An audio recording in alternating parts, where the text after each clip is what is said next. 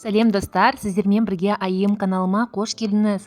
Бүгін біз осындай өте дәмді пирог дайындаймыз. Дайындалу әдісі өте оңай және қолжетімді ингредиенттерден тұрады. Пирогымыз өте жұмсақ болып шығады және тез арада дайындалады.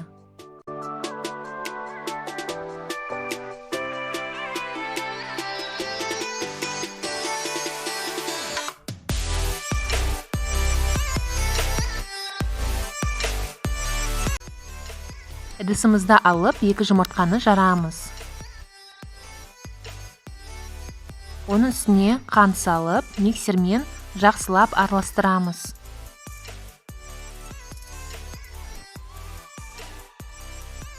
Үстіне сүт құямыз. Содан кейін күнбағыс майын құйып, араластырамыз.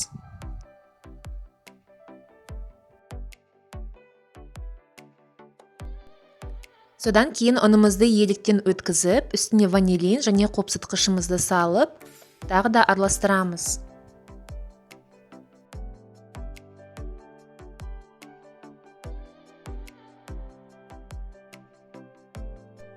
Содан кейін қалған ұнымызды салып, силиконды күрекшенің көмегімен араластырамыз.